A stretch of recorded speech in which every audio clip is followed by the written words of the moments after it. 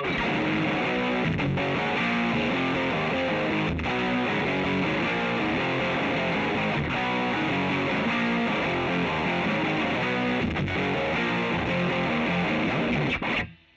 everyone, so today I'm going to be talking about how you can pretty much nail the sound of Nirvana's radio friendly unit shifter. This is specifically for the album version of the song. For a long time after I got my Electro-Harmonix polyflange, I struggled to get the sound of the intro correct. So today I'm going to be going over pretty much what I've done to sort of get the sound as close as I possibly can using the equipment that I have. And it's actually something quite surprising and something I don't think a lot of people have sort of realized or talked about. So it's pretty common knowledge that Kurt used the Electro-Harmonix Echo Flanger pedal for the recording of Utero, and this was used on a few songs, including Radio Friendly Unit Shifter, Sentence Apprentice, and a few others on the album. I don't have an Echo Flanger, but I do have an original Electro-Harmonix Polyflange, which I've done a few videos on now, but it doesn't quite get the sound right, and I'm going to explain why now. This here is a Dandy Horse by Electric Effects.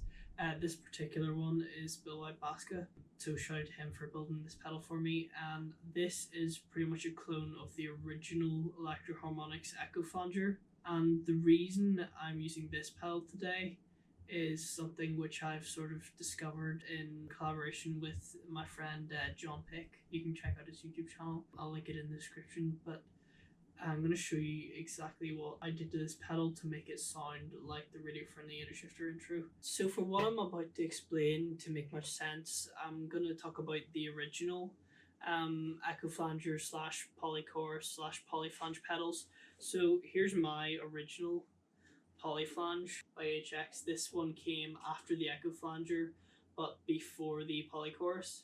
And these pedals have little trim pots inside that you can use to calibrate them. Now, over the years, the capacitors and other components inside the pedal can sort of drift in value as they age, and this sort of whacks the calibration out of the spec. Originally, EHX had a spec sheet which detailed what you should be seeing in terms of certain voltages and signals across different parts of the circuit board. But as the pedals age, obviously the components start to wear out, and this creates a bit of a drift.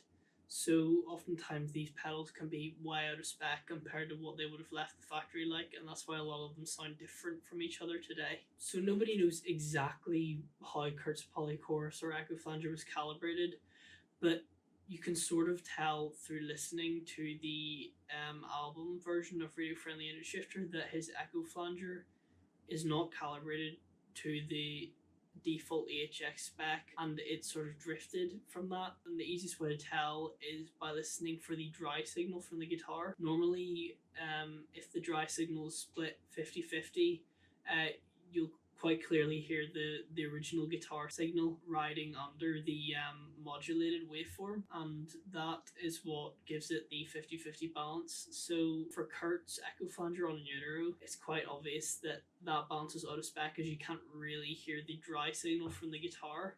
So in order to get this sound, you have to make a few modifications. I didn't want to modify my original pedal as it's calibrated fully to the HX spec, so I don't want to sort of change that and mess with it and risk damaging or breaking the pedal, because they're quite valuable and really rare.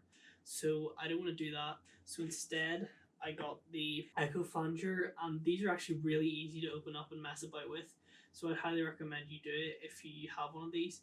But yeah, I'm going to explain what I did now. So removing the back panel here, you should be able to see all the components, including the various little trim pots. And these are quite important for when you're originally setting up and calibrating the unit. So the main trim pots to worry about here for what we're doing is the gain trim pots, and there are two of them.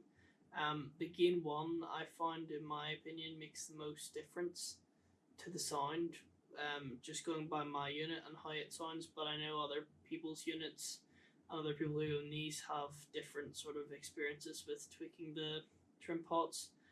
But yeah, the main pot we're going to be focusing on is the gain one.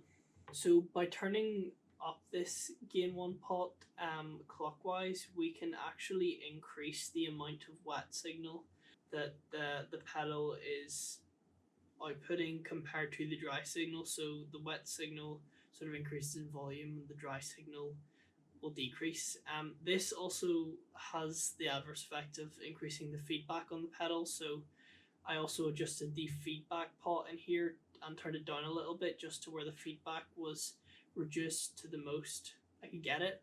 It's still not perfect and it's got a lot of feedback, but that was the best I could get it for the moment. But this is pretty much how you want to have the pedal set up for the studio tone specifically.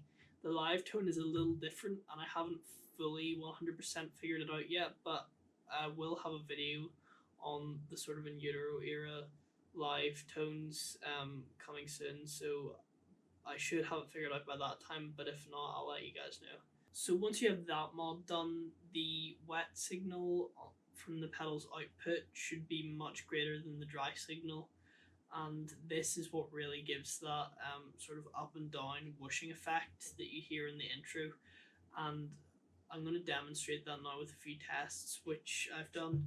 So pretty much I've compared before the tweak and after the tweak, and you'll be able to see the difference in terms of the sound that it makes. Another important thing to note is that a lot of people seem to think Kurt used the Sansamp after the Echo Flanger for radio friendly unit shifter, and that's just not true from my testing that I've found.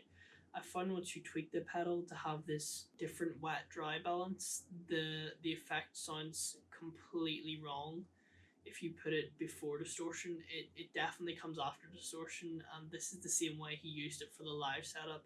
So in my opinion it makes sense, but feel free to disagree with me. But I do have the tests, which I'm going to show you guys now to back up what I'm saying. So yeah, I'll leave you guys with those, and hopefully you enjoy it. Let me know how you think I did in the comments, and yeah, thanks for watching the video.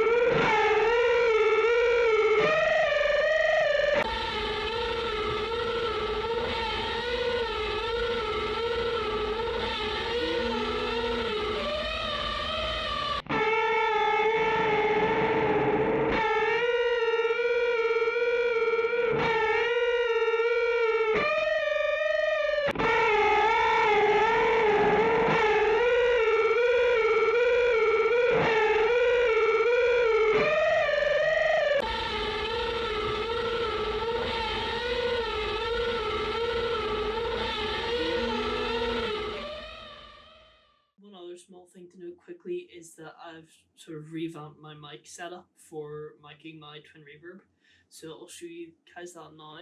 So it may look a bit rudimentary and a bit silly, but here I've got my two mics on the amp and I'm stereo micing it. So the right is a Rode condenser mic, and that's pretty much on the center of the speaker cone but just slightly to the left, and then here we have the SM57, and this is on the very edge of the left speaker.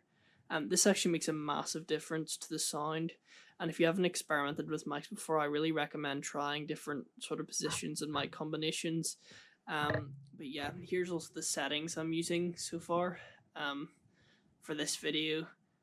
So yeah, I'm also going to leave you guys with a few other demos I did with the Echo Flanger and also this new mic setup at the end of the video, so you can have a listen to what you think it sounds like, and yeah, let me know what you think.